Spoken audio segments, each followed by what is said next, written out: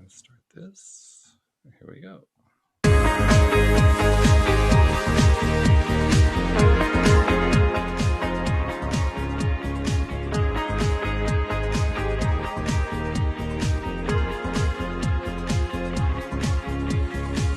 Welcome to LOA Today. I'm Walt and this is your daily dose of happy. We're so happy you decided to join us today. Cindie Chavez is off for the day. Whoops, gotta get rid of that sound. Cindie Chavez is off for the day. Today's her wedding anniversary. Happy wedding anniversary to Cindie. So she wanted to spend the day with her husband, which is quite understandable. But we have a special guest who is joining us today. And this is a very special guest because she's also a listener. And of course, we have a good history with listeners coming on as guests. So I figure this is going to continue a streak that we have that's been going on for quite some time. So no pressure, Rhiannon, but Rhiannon Smith, I don't know how long have you been listening to the podcast? First of all, welcome. Thank you for joining us. And how long have you been listening? Thank you. Actually, not long, honestly. I go through all things law of attraction and just kind of wherever I'm drawn. So it's only been a couple of weeks. So I can't be like a long time listener, but once I kind of get into a thing, like now I'm a listener and I'll just keep with that flow. So yeah. Hey, we value the new listeners as well as the long-time listeners. So it works either way as far as I'm concerned. But I'm glad that you're listening. I'm glad that you're able to join us on the show. And you are a professional tarot reader. You're a certified Reiki Master. Yes. You're a certified Law of Attraction coach. You've been coaching for what, 20 years? Is that right? No, actually, I think when I wrote the email to you, that got a little messed up because I've been a professional tarot reader for 20 years. I've been that's what it is. Oh, okay. Law of Attraction coach for only about 5 years now. Yeah. Okay. All right. That's good, though. That's quite a combination. And where does the Reiki fit in?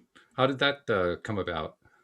So I just felt a strong need once I started this path of really getting deeply into spirituality and just learning all that I could. I felt like I wanted to bring some healing energy and I had no idea what that looked like. And then I just met someone who was a Reiki Master and he did Reiki on me and I loved it. And I was like, okay, I need to have this run through me. And actually, I don't really even do Reiki by itself professionally ever. I combine it with tarot and with law of attraction. So yeah. So you've basically created your own unique Rhiannon Smith approach that combines all of these skill sets together. And yes, it's the Rhiannon Smith approach. It's your approach. Totally. Yes. I love the idea of using tarot as like a weather report to let people know this is where you are with your thoughts and feelings. And if we don't course correct, you're going to end up in not such a great place, or the opposite, you're headed someplace wonderful. Keep doing just what you're doing. So it's more of solution based and just giving an idea to people of where their thoughts and feelings are at. Yeah, that's really important too. And I found that to be an interesting thing, the way people do combine things together. I mean, I don't know how many episodes you've watched of our show, but for instance, Linda Armstrong and Rita Giganti, who do the Friday show with me. Linda is an energy coach, and I know you've done energy coaching as well.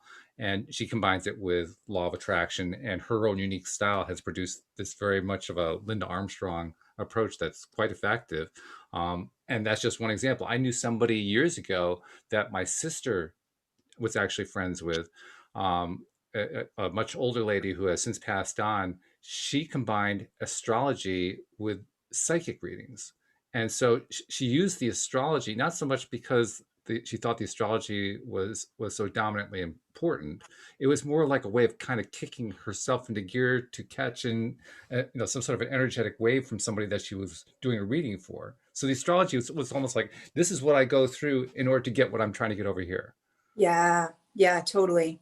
Yeah. And you can't help but put your own spin on things.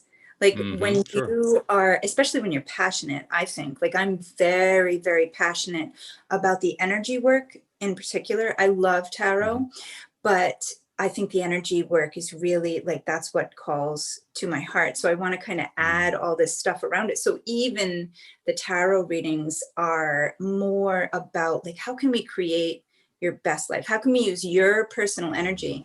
And you can't help but put that stamp on it. It kind of reminds me of when people do portraits of other people, artists. oh, It okay. always kind of looks there's something about themselves that they put into it. So yeah. Hmm. Which makes a lot of sense. I know that, for instance, Rita, as you may know, is a psychic medium, but we're just plain psychic, and she can work with a minimal amount of information. If she knows a name and what the question was that goes with the name, that's usually enough for her. Although she loves to have more information about the person wherever possible, or particularly about whatever it is that they're asking about. Like, for instance, one time, another co-host, Alex King, actually asked a question that we asked Rita on the show about her own health, and she was asking me, "Well, do you know if this and this and that is true about what Alex's situation is?" And I said, I'm not really sure. I think so, but she wanted to have that extra information because it helped her tap into the energy more. Is the way she would explain it. And so I'm wondering, I mean, is that part of what you get with the combination of both the tarot and the Reiki when it comes to doing your coaching? Totally. Yeah, I find that I can do the same thing. Like someone can sit in front of me and I like to know a name because I feel like it directs me. But I could do a whole reading like that and that's great Mm-hmm. and it will be a full reading. But when someone asks specific questions, it's like it tunes into something a little deeper and I'm able Mm-hmm. to give more answers that are specific. It helps it to be more specific. So yeah, definitely. Yeah, I Because find that to there's a be true. tendency, I think, there's a tendency that I think most people have. They want to give as little information as possible because they figure, well, that really shows this person really does have the psychic ability. Otherwise, I'm not going to really trust it too much. But they don't really realize they're kind of shooting themselves in the foot. They're Yeah. saying, okay, let's see how much you can tell me about myself that I already know. Well, wait a minute. Yes. What's the point of the reading here? What are we trying to accomplish here? It's so true. It's so true. It's funny how people think that. I've never heard it put that way before, but you're absolutely right. It's like it's Yeah. well, they're testing it. They're testing it. Yes, of course.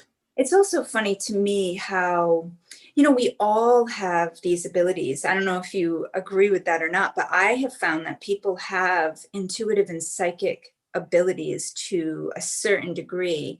And we tap into it when we ask specific questions. Like that's Hmm. when we really get to the juicy stuff. And I actually think, I wonder what your thoughts are about this. I think it's a big part of the law of attraction. You ask, and part of the receiving process is following those little hunches, that guidance that comes. So, yeah, I guess I could say for myself, uh, for the longest time, I was resistant, and longtime listeners will know this. I was resistant to the idea that I had any kind of psychic ability. I knew that theoretically I did because I'd heard just about every psychic I'd ever talked with or listened to or whatever say so. But I really resisted the idea. It was Linda who actually has been trying for the last few years since she's been on the show to convince me, you really do have it. You just got to trust it. It's right there. You're showing it. mm, You're demonstrating it every week. And I have to say, over time, I am beginning to realize, well, actually, perhaps beyond beginning, I have been realizing that there is something that has always been there. And it was one of those things that I think we have it and we just kind of dismiss it because we don't really know what it is. And we yeah, don't really know, it's something that's so easy to dismiss because unless you have some way to directly tie it to your everyday life, well, it's just, it's one of those funny things, stuff goes through your head. That's the kind of thing. yes, Just you kind of dismiss it. So I'm learning now to dismiss stuff that comes a lot less frequently. And it's been worthwhile. It takes a lot, especially when you come from my background. I was always very analytical, very logical, very rational, all that kind of thing. So it took a lot for me to start trusting. I get an impulse, go with that impulse and act on it. Oh, yeah, sure. There's an easy one for me. yeah, yeah, But over time, as I've tried to do it a little bit here, a little bit there, usually in relatively safer stuff, safer in the sense that, well, I didn't feel like it was going to ruin my life if I didn't get it right. So okay, I could try here to see what the result is.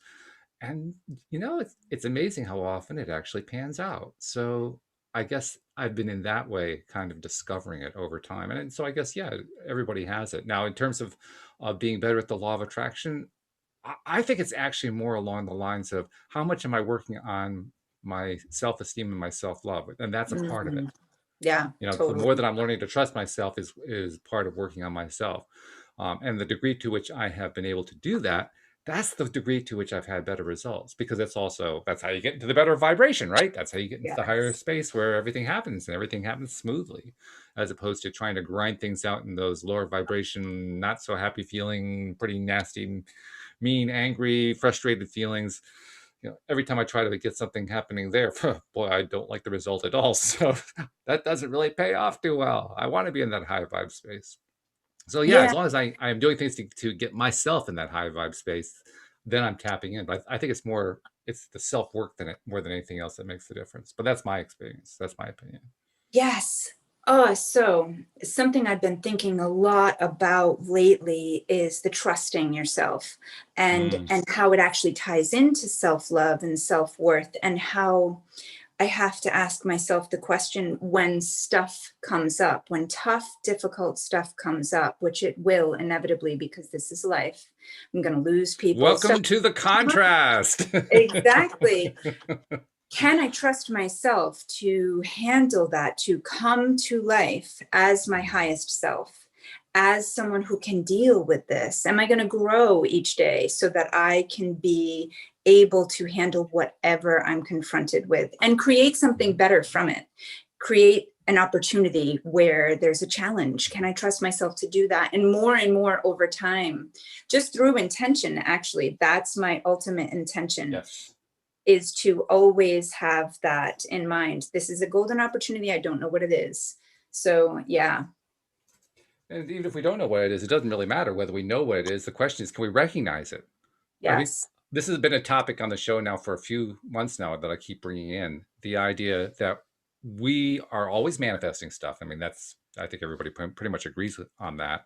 But so often we're not noticing the manifestations as manifestations, Totally. Yeah. especially if they're not what we were asking for.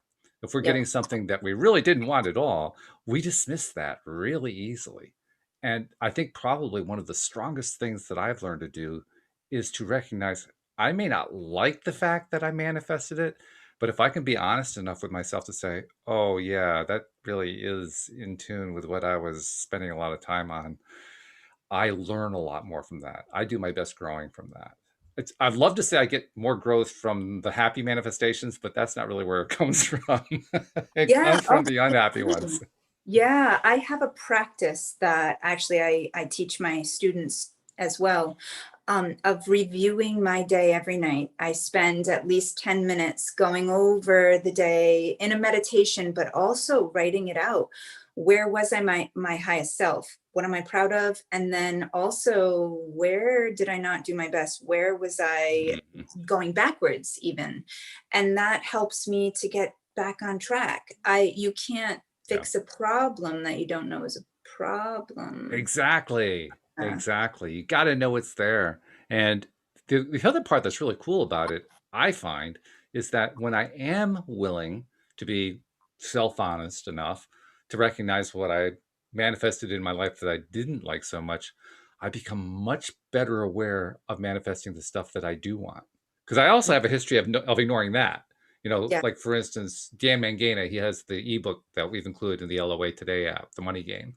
And that app is basically about attuning yourself to the ways that you're quite capable of attracting money into your life. But what I've noticed with that game is I have a tendency to put out there, okay, I'm on the next step. The next step is I'm going to try to manifest $65 or something like that. And then something like $65 or more shows up, and I forget to connect it to the fact that I asked for $65. yeah, How often do we do that? Well, we do it a lot.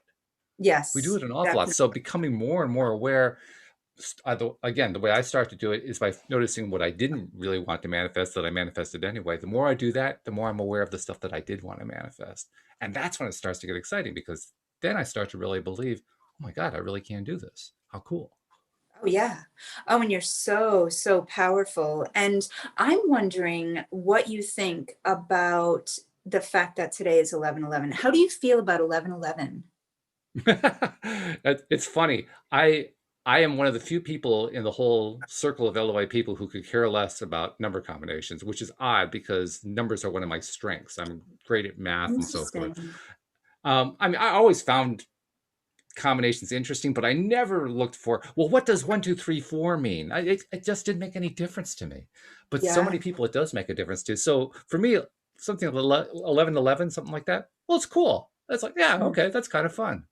I like that. On the other hand, this particular date, 11/11, is Veterans Day. So it has certain Yeah. associations there that might not be part of what was originally in your question, and yet it's there. I mean, we have all of these associations with a lot of dates. All we have to say is 9/11. It has very definite meanings for people, Yes. Yeah. often unpleasant, but nevertheless, it has very definite meanings. So I like what my friend Joel Elston, who used to be a co-host on the show, said about it. He said, if a number is meaningful to you, then it's meaningful to you. And it doesn't matter what anybody else's meaning is. It doesn't matter what anybody else has to say about it. Whatever it means to you is what it means to you. And that's it. Absolutely. Like the placebo effect. It really is like the Yes. placebo effect, which is so Yes. powerful. I think when people say that, it feels like a dismissive thing, but actually the placebo effect can be utilized to create.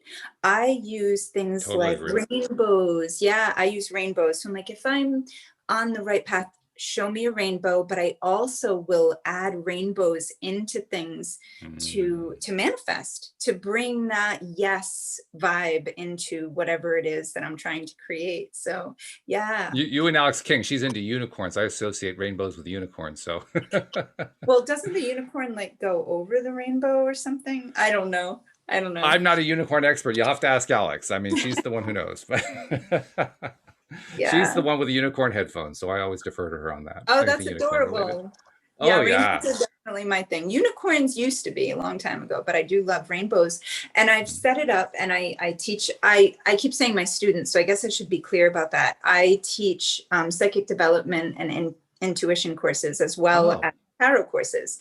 And one of the okay. things that I ask them to do just to start the intuition ball rolling is I tell Yeah. them to ask for very specific signs as a way of setting up like communication lines with the universe. So I'll say, if you want to know this specific answer, ask to be shown a black swan by the end of the day. Mm. And your reticular activating system, which I'm sure you're familiar with, will show you exactly that thing that's in alignment with your question or not. And then you get the negative, you get the no, but it's a way of starting a conversation. Yeah.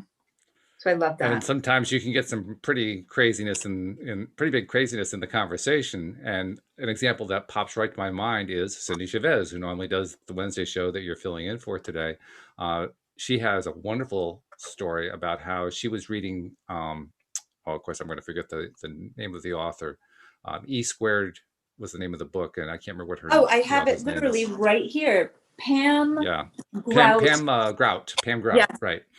And there was one of the, you have these little scientific type studies that you do, little tests to kind of show yourself how LOA works and to help you build your belief and so forth. And she was going to do one of those. So she read the thing over, said, okay, I'm going to do this one. And the thing, I guess it wanted her in that case to pick something that she wanted to see or have in her life that would, Mm. kind of reinforce it. So she just kind of at the spur of the moment said, I'll have an owl, please. And when she said that, she figured, well, now she lives in a city. She lives in Baton Rouge, Louisiana. And, so it's not like a big owl population there. So she figured, she'd get like a greeting card. Or Yeah. maybe she would get, somebody would send her a meme or, something along that line. Or maybe the word owl would show up somewhere.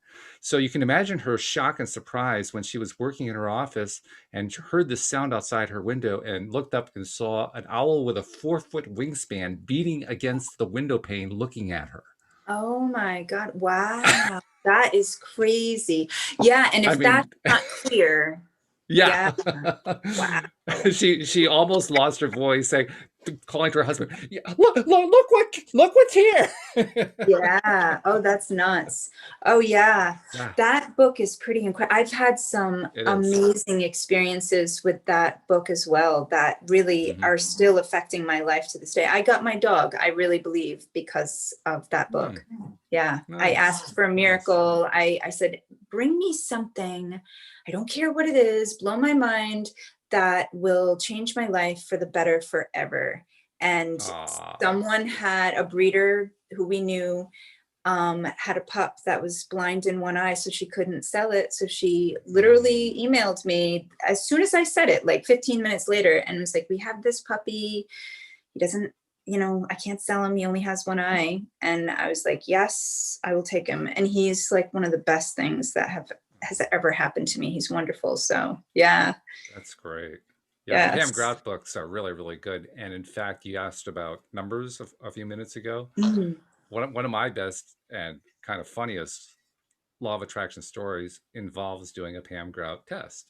And it was from that same book, the E Squared book. And I think it was actually the very first test or one of the first tests in the book. Um, it was one where you don't ask for something specific. You just ask for the universe to pick something to send to you to show you that the law of attraction works. Now, I have to frame it by telling you what had happened earlier in the day. Well, actually, I have to frame it before that. Cindie gave me the book. She gave it to me about a week after she came on as a co-host. This was a few years back, and it was a way of saying thank you, for including me on the show, which I thought was really nice of her. But I didn't do anything with it for a while, for like, I don't know, a month, 2 months, something like that. And then one Sunday, I was on Facebook and I was trying to help people out who were asking questions. I do that periodically if if I don't mind, beating myself up over the fact that these people are asking, really crazy questions at times, because I can get a little bit bent out of shape about it. But I put up with it for a little bit. And that day, everybody was asking about number combinations, and they were freaking out about them. They were really totally freaking out. Like, "Oh, I just got 1, 2, 3, 4. I mean, does that mean something bad? And I'm trying to calm them down, saying basically what I told you. Look, it's whatever it means to you, so forth. And literally, there were probably a half dozen to a dozen people who were all posting the same stuff that day. So I was Yeah. kind of, and talk about the RAS. I mean, I was my reticular activating system was pretty much just soaked with the stuff about numbers. Okay, so that's the background. So I start reading the book after kind of getting away from that, Yeah. Sorry. and that's all right. And so it comes to that first test, and the test says, okay, you're going to just have the universe deliver something to you, but you're not going to ask specifically for what it is. You're just going to record that you want it done. I think it was within a 48-hour period. And so you make a little note. So it says, get out a piece of paper. And I really didn't want to get out a piece of paper, but I got out a piece of paper anyway. Okay, I'll do this. And okay, so I wrote down my name and I wrote down what the test was and I wrote down the date and okay, here's the date and it says put in the starting time. So I pulled out my phone to look at the time and it was 5:55, and I just died Of laughing course. because what had just happened was the whole test had begun and end at the same instant in time. And when I realized it was over that quickly, that got me laughing even more. I practically fell on the floor. My wife calls from the other room, "Are you okay?" And I'm just dying with laughter that I just manifested exactly what I had been focusing my attention on for a good part of the afternoon. Oh, yeah. Oh, yeah. And it's so interesting to me. You're telling that story, and I've noticed again and again that it feels like there's a sense of humor. Like there's just this Mm. funny stuff that happens. And sometimes I feel like that was a joke. That was like a private joke between me and the Yeah, universe. And yeah, oh yeah. exactly. So that happens to you too. I always wonder, like, do other people experience this? This is Oh, like, yeah. yeah. Well, yesterday we had Debbie Garcia on, and she is a friend of Daniel's. She's a friend of David Strickle. In fact, that's how I met Debbie, and she's wonderful. She has a fabulous and a very difficult life story that she really turned into an amazing set of results, and she's still in the process of doing that. But one of the things that she likes to do on her podcast, and she did it on our podcast as well, is she says, "Come up with 5 things, five words to describe me," and you just come up with whatever the first 5 words are, and then she kind of turns around and says, "The only reason you came up with those words is because those words actually apply to you. The idea that everyone else is a mirror to us, And Yeah. if we pay attention to that mirror, we're learning stuff about ourselves. And that's what I think is actually happening here. That sense of humor that's coming through, that's mirroring back to us our own sense of humor. Oh, I've never thought of it that way, but that's Yeah. pretty perfect. Yeah. I think Huh. that's really what it is. This is basically the universe saying, here is what you find to be funny. Oh, that's so true. I totally resonate with that. And that is kind of a key in high vibe is having that sense of humor and Mhm. laughing and yeah, totally. Yeah. So you're So how about that? also being shown you are in a high vibration place right now. Right. Oh, I Exactly. love Yeah. that. Yeah. Yeah. Yeah. I So, will. okay, well, let's talk a little bit more about your practice then, Sure. because we've got this tangent. I feel like the tangent was kind of directly tied to what we were talking about earlier, the how you tie them all together, the Reiki, the tarot, the coaching, and so forth. So, when you get somebody who you're meeting for the first time and you're kind of feeling them out, they're kind of feeling you out, trying to decide do they want to go forward with a package or whatever it is, what's your approach? I mean, how do you use those tools to kind of figure out and feel out, is this going to work, and what can I do for this person, and so forth? How do you approach it? Actually, usually people will start off with an email, Hmm. and I read for people who resonate with me, and it's I can usually tell right away if they're resistant, but it Hmm. doesn't happen to me really ever. I think I've had one reading in the past like 5 years where someone was coming to me for a reading but closed. Do you know what I mean? Hmm. Like most people who come to me have a totally open mind and open heart. I think I attract certain people. I also have a very strong belief that I never meet unkind people. I only meet kind, courteous, generous, loving people. And it's true. It is true in my life. Like I just am surrounded by the most wonderful people. So, Well, of course it is law of attraction. I mean, yeah. Oh, that's what you yeah. put out, that's what you get back. So Yeah, and it's so interesting. I have people like my dad who's very, very practical, very real guy, but he'll say, oh yeah, well, I don't think you're living in the real world. And I'm like, no, I'm actually living in a very real world. My world's just a little bit different than yours. Um, very yeah, diplomatic. I like that. yes, yeah. But it's interesting that these people come into my life and they come and they get readings and they get out of it so much more when they're open. And I think I just, Sure. for some reason, I just resonate with very open people. So it doesn't ever happen to me that so I haven't put a screening process or anything in place Well, because, that's nice. yeah, yeah, I'm very, You're very basically blessed. letting the universe do your screening for you, which is ultimately the best way to do it anyway. So that's cool. That's great that you can do it that way. Totally. And I have a practice as well that I do every morning called the universal email, where I will tune in with my heart and I'll send an email to the entire planet of my name is Rhiannon. This is what I do. This is how I want to help you. If there's anybody out there who wants to be helped, who can gain from my work, find me. I'll find you. Let's connect. So it works. Yeah. So I do that intentionally. Yeah. Okay. Yeah. I mean, are you focusing on your email to be a message to the world, or is it more a message to yourself, or are you thinking about particular clients? I mean, how do you focus it in your mind? Well, I think it's all three. I think it's all three because it is the whole universe. It's everything. So I just kind of blanket the universe with this white light. I actually visualize it. I kind of hug the world in this white light. I tell all the beings on the planet, I love you. I intend for your highest good. Come find me if you feel my services, if you feel like they'll help you, come find me and I will give my best in return. And it Hmm. it works. Yeah. Yeah. That's good. That's really good. Now, the Reiki, obviously, that is involved from primarily a healing perspective, I would imagine, because Reiki is primarily about using energy to heal. But is there something specific that you find that the Reiki gives you to tie in that perhaps another healing modality wouldn't do as well? Yes. So I love Reiki because you can direct it very specifically to any situation, any person. It feels very focused, like a laser beam to me. So I actually use Reiki in my readings. If I pull up cards and I'm feeling that the energy is stuck, or that the person is resistant, or there's healing needed to be done anywhere, I ask the person's permission, and then I do Reiki on the actual situation in the reading. And I don't take too much time with this. It's usually like 5 or 10 minutes at the end of the reading, but that's all that's needed. I was super nervous to do it at first because I've been in practice. I've been reading tarot for 20 years, over 20 years. And when I first started doing this, my regular clients who have been coming to me forever were like, what is up with this? They were uncomfortable with it. And I said, let me just try this. I'll do it extra after our hour is done. I'll do it after that. So you're not charged for it. Let me just try and see what happens.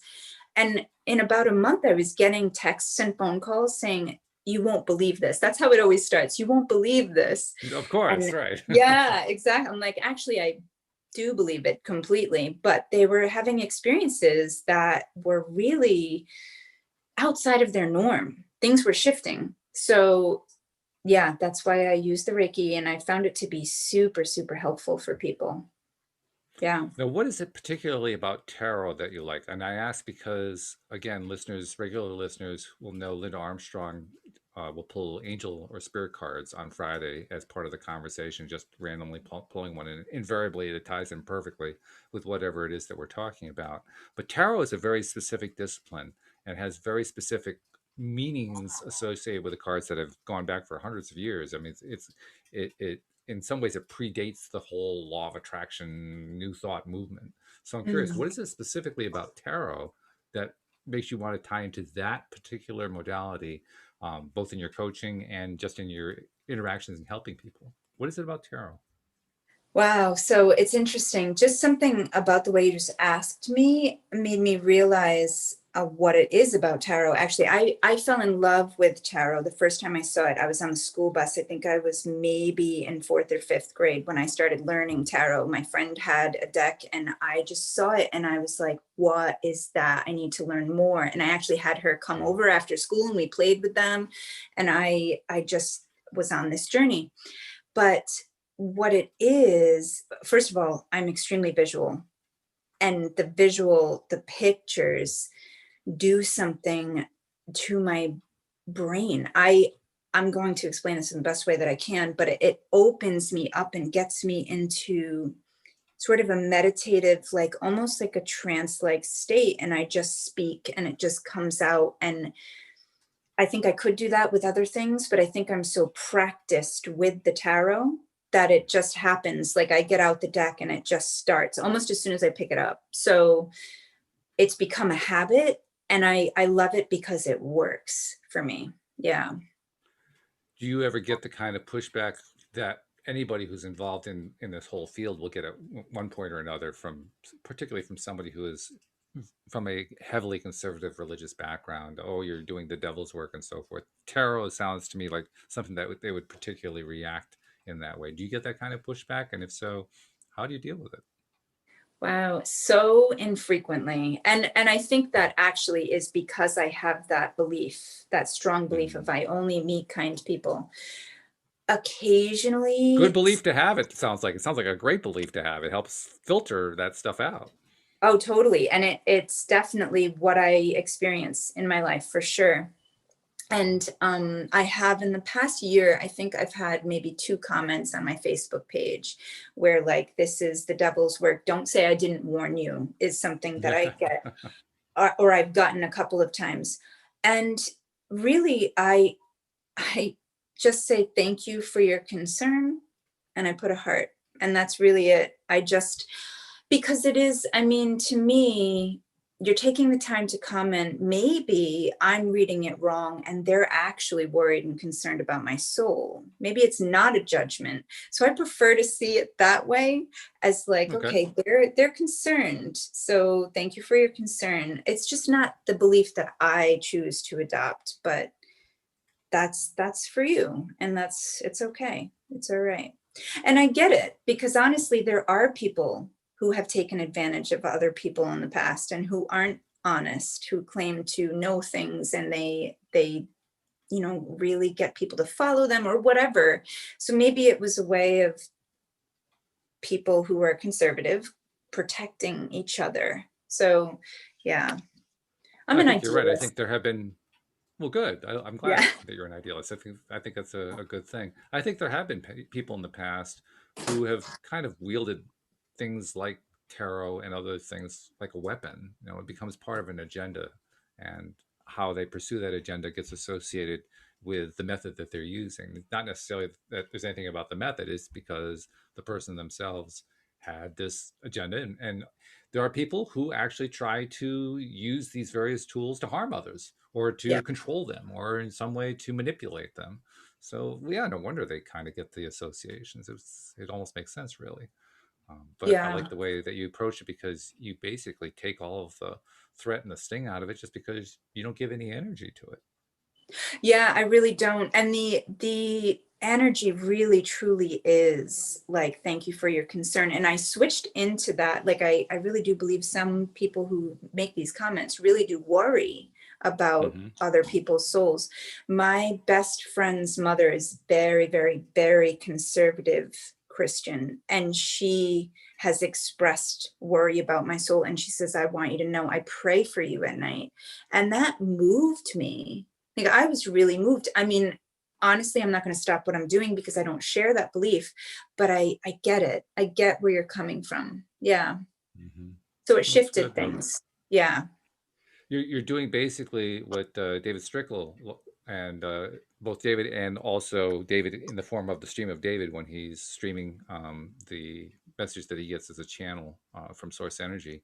In both of those voices, he talks about taking a step back and taking that step further and further back, which basically means looking at whatever negative situation you're seeing with a different perspective, and developing that perspective to the point where that negative situation really doesn't seem all that negative anymore and doesn't affect you. It doesn't hold you back, doesn't in any way impede you, create resistance, blocks, or anything like that.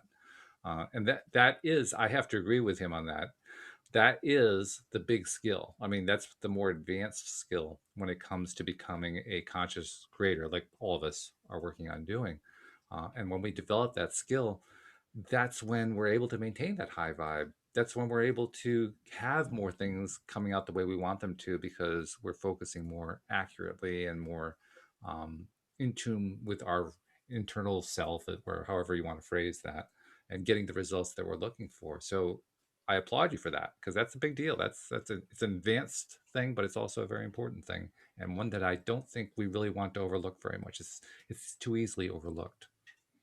Yeah. I don't want to get whipped around in the wind of everybody else's Mhm. stuff. I want to be as centered as I can be. And I have, practices around that. And I think it's a great way of looking at it, like back up.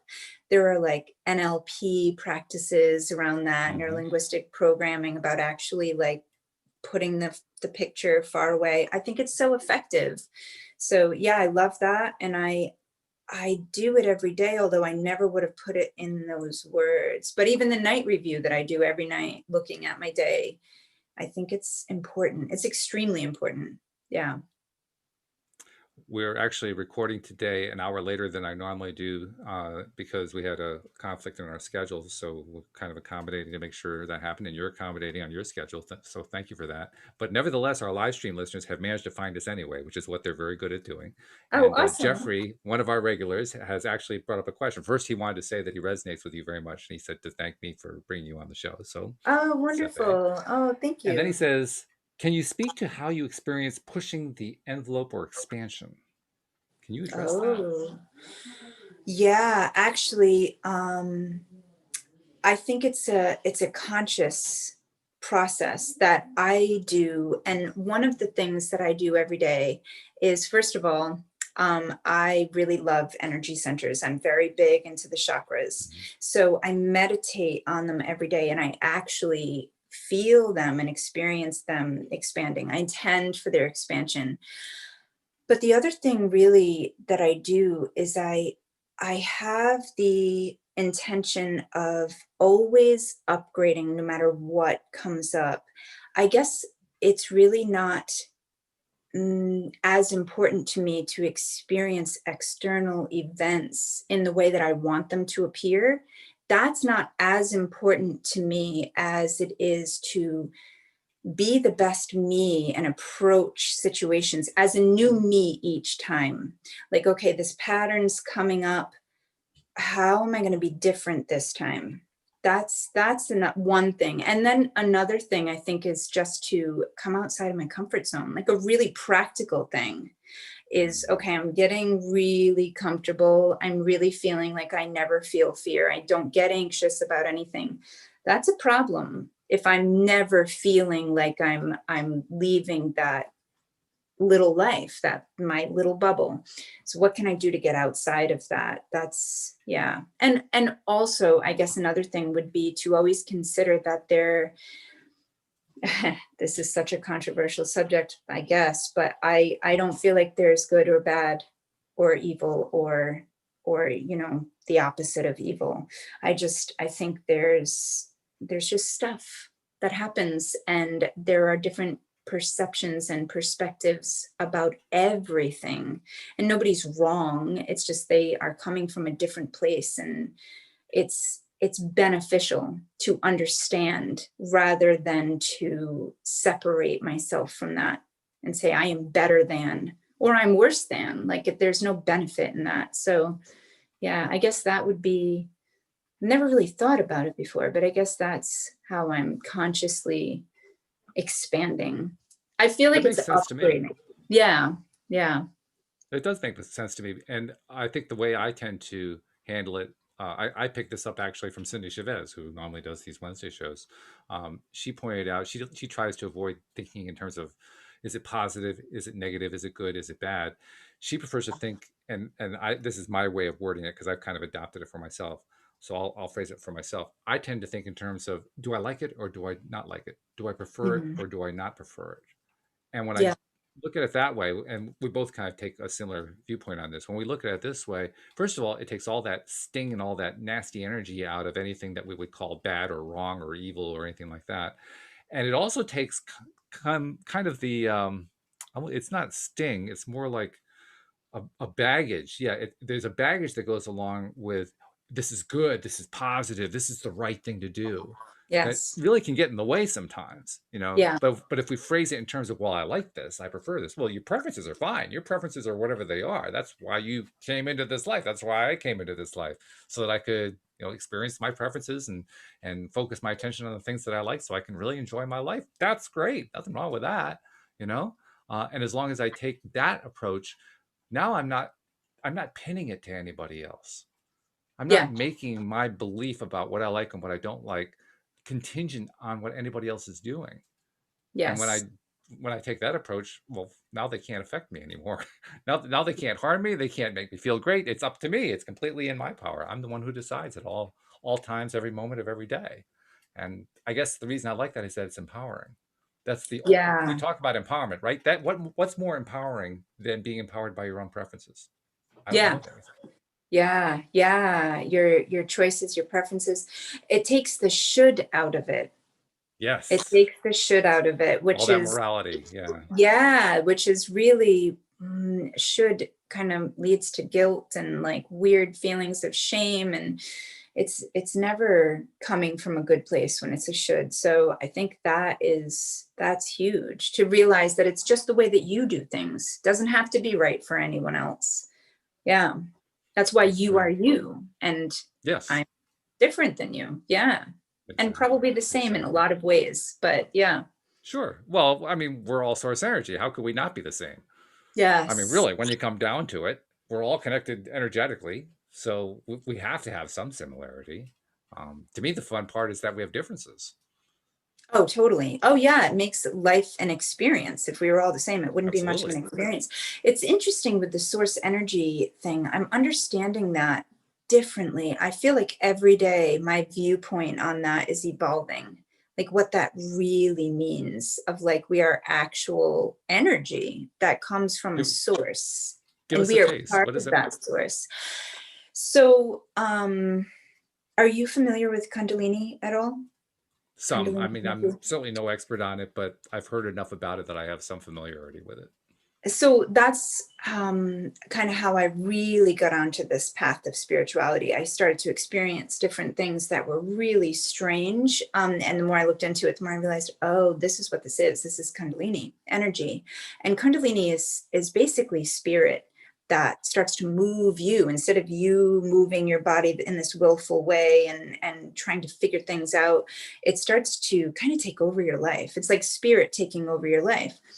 And as this like is continuing to happen to me, with me, through me, whatever it is, I'm starting to realize more and more that in my life, coming from source is like more of who I am. Like I am source, and that connects me to all things, which means all things are me and I cannot be separated from it. So the minute that I feel like I want something, that wanting is actually taking me out of my recognition of being source. That So, wanting is what separates me, or that thing where I start to get into they're wrong and I'm right and I'm better at this, mhm. like any of that separation. So I feel more and more like my job is to connect and to love and to, I guess, just be in the most positive, upbeat state that I can possibly be in, regardless of circumstances. That's Mhm. really my I guess it's not a goal, it's my intention, which I think is a very different thing than a goal. Yeah. How so? What's the difference between an intention and a goal in your mind? In my mind, or the way that I separate them, is a goal is like an end thing. It is where you want to get, and an intention is how you choose to live. What are you, it's almost like, what am I going to bring to this? I'm intending for this outcome. I think you can intend for an outcome, but I think a goal, I don't know, it doesn't feel like it brings out the best in you the way that an intention does. It's like the intention requires you to play your part in a bigger way. I wonder if that makes sense to you. It has a It different sort vibe. of it sort of sounds to me like for you the goal is more of a destination and the intention is more like the journey part. Yes, exactly. Exactly. Yep. Yeah, like this is what I'm going to bring to life, not what I'm expecting life to bring to me. Yeah. Mhm. Yeah, Yes. and of course the journey is where all the good stuff happens anyway, so yeah. It And is so by the way, easy. speaking of which, I had to make a note here because Jeffrey mentioned that if we had started at a regular time, he wouldn't have been able to be here. So apparently there were more than one reason why we Interesting. did this later time today. That's all there is to Yes, yes. Yeah, and it's also interesting that you found me on Facebook. Your email back to me got lost. I don't even know how. And then we connected on Facebook. All these things happen. It's so interesting how perfectly it happens. And we just need to take the time to notice, really. Yeah. Well, that's just it. That actually, I had a sense that I needed to send multiple messages to you because I'd seen something you'd posted on Facebook, and it told me she could easily be missing these. So I'm going to send it out every which way I can get to her so that she can see, hey, we got an opening. You can come onto the show today because that's what we've Yeah, been how talking about funny. previously, right? Yes, yeah, and it did get lost. And I Hmm. discovered that, quite a few people actually reached out to me today and said the Hmm. same thing. Like, did you get my other emails? Yeah. So I Yeah. was in a funky state of mind that Hmm. made me literally miss the good stuff that was coming into my life because I took a backslide. Like I was just, and it's interesting too. And I wonder how you feel about this. I am not like all about you have to remain positive all the time, even if you're feeling crappy underneath it. I don't necessarily adhere to that. Yeah. There's stuff that comes up, feel the feelings, but then get over it. Like move on with your life. Don't make that the story for the whole day. Like feel bad for a little while, cry, do whatever, but then release it and move on. Because I do feel that the opposite of like what we're trying to achieve can happen if you smush stuff down. you can actually create more problems by pretending everything's good and trying to always be in that positive state, rather than like, there's something here that keeps nudging me that I need to address for a few minutes. Let's just cry it out and then get on back on track. That's so that was what I I was agree with you. yeah. I Yep. think that's exactly what happens. And in fact, going back to the point we were making just a few moments ago, we came into this life deliberately to explore all of it, including the contrasty stuff, the polarity stuff, the stuff that's not so pleasant. Because if we didn't, if we didn't look at the differences, it wouldn't be an interesting life. There would be no interest in life. Would there be no point to living it? Yeah. If everybody, this is one of the things that interests me about. I've always had an interest in politics, and I'm actually losing my interest in politics, which I'm very glad of, by the way. That's a secondary story. But nevertheless, for you, I mean, my degree's in political science. That's literally where I started. This whole journey was this very intense focus on politics. And as I went through all that, I learned very much what it's like to be an activist, what it feels like, what the experience is like, and I learned very much about what it's like to be in that contrast, to be in that polarity, because that's where you live 100% of the time when you're living in the politics world. And Mm. now I see other people. I'll read what other people are posting online, or I'll see what they're saying on television or on a radio or something like that, and it will just really be very, very apparent to me that they're so intently focused on either one of two things, on either everything is going wrong, or I have to make everything perfect. Like you were saying, everything has to be just, even if I have to fake it, I'm always going to pretend that everything is wonderful. Yeah. And it seems to me both of them are forgetting why they're here. Yes. Both Yeah. of that, both kind of person are forgetting they are here to experience the polarity, the contrast. The contrast isn't just the negative part. The Yeah. contrast includes the positive part. You don't have contrast without both of them in there. You don't have night without day. You don't have day without night. You don't have light without dark. You don't have dark without light. You have to have both of them in there, which means you have to experience all of it. Doesn't Yes. mean you have to stay in all of it. Yeah, that's so the key. The That to me political is so person, the they want to key. stay in that negative. They want to find everything to complain about that other person who's just, totally wrong about whatever the political thing is that we're going to be getting all upset about, or the person who's very much the positive person. You got to get all that negative stuff out of your life. It has to be all the positive. No, it doesn't. You're Yeah. missing the point. Why did you come into this life in the first place? Yes. Why Yeah. are you even bothering with this life? It's so true. It's so true. And I think it comes back to, like, I wonder, because I was in that place not even that Mm-hmm. long ago, maybe 6 or 7 years ago, of like, everything's got to be positive and I can't have Mm-hmm. any of this negative music. Nothing can come into my world that's negative. And I was very protective. And I think what it came down to was I didn't trust myself to Yes. maintain a positive state in spite of this stuff, or get back to it, maybe be dragged down for however long, but get back to it.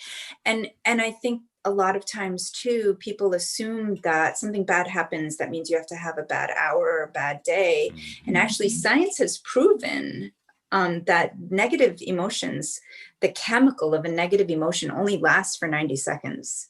So anything that you're feeling after that 90 seconds is a story. And it's fine, tell yourself the story, but then, like we're saying, move on from it, let it go, because it won't be your reality even in an hour from now. Something new will happen, and it wants to happen. It can't happen if you're still stuck in the old story. It's kind of like being out on a body of water, like the ocean or a lake or something like that, and expecting that you're always going to be either at the top of the waves or at the bottom of the waves. You're not Yeah. going to ride the waves. Yeah. But riding the waves, that's the boat ride. That's the boat ride, and it makes you a better sailor. And Yeah, it makes you a better sailor, and it makes life much more satisfying, it does. Yeah. Yeah. you know? I think So ride so. the whole wave. Don't Yes, stop at right. one point in the Totally. wave. Do the whole wave. Yeah, and learn to become like almost not a quantumist, because I think that there's, you've got to feel things. Like, I don't want to be numb either, but I guess in a way, sort of equanimous, sort of equal and even keel. I don't think it's helpful to like get enraged and then feel joyful and bliss. And like, I think that, like, I want to learn to not have such huge extremes where I'm being whipped around. I don't want to be whipped around by the outside world either, which I think is where meditation comes in, and these practices of bringing myself back to the present moment all the time and looking at my life and making sure that I can be emotionally more stable, more sane, really more sane and centered. Yeah. So it's I both. think it is both. And you made reference earlier to being in a comfort zone. I tend to call it a familiar zone. But what we're really talking about there is not whether we are in a zone, but rather whether we are stepping in and out of our zone. Mm, Because yeah. the stepping in and out, that's the same thing as riding the full wave. It's Yes. recognizing I need the full part of the wave. I need the bottom part, the top part, everything in the middle. I need the whole thing. Yeah. Because if I just stick with what's familiar, it's just going to be the same thing over and over again. Yes. I'll, Yeah. again, what's the point?